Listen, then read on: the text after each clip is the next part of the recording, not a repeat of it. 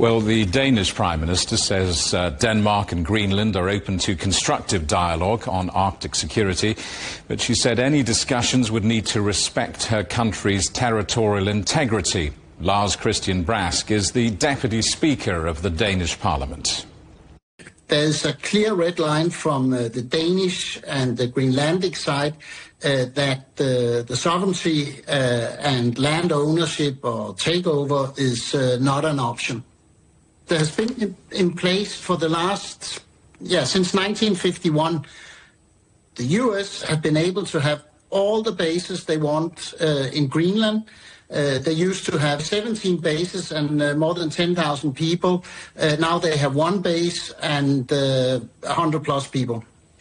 Mr. Trump's critics might well say, well, look, this deal was essentially available weeks and weeks ago. So what was all the hysteria about?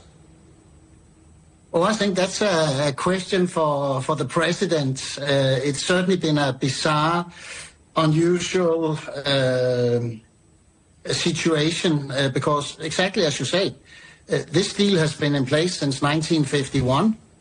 And it was also what was proposed when we met with Rubio and Vance last week.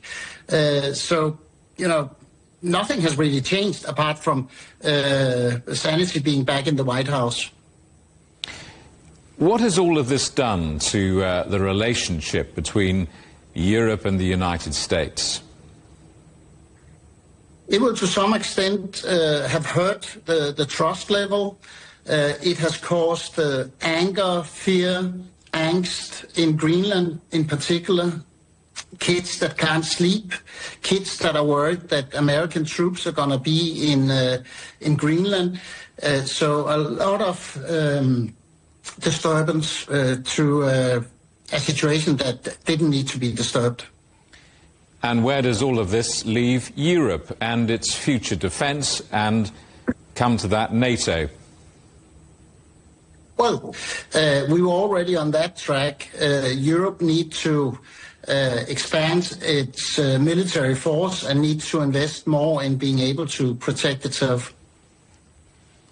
When you watch President Trump in Davos making his speeches, I mean, as a politician, how do you judge what you're watching?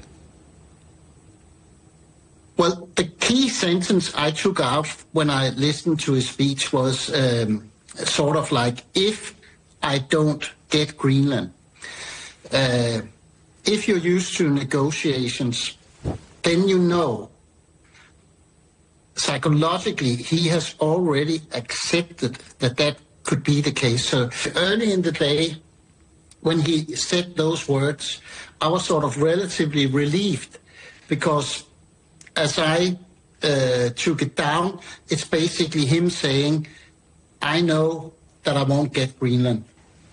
Does that mean Mr. Trump has essentially climbed down? He has come to his sense and has, started to treat an ally that has had more than 225 years, or has had 225 years of diplomatic relationship in a proper way.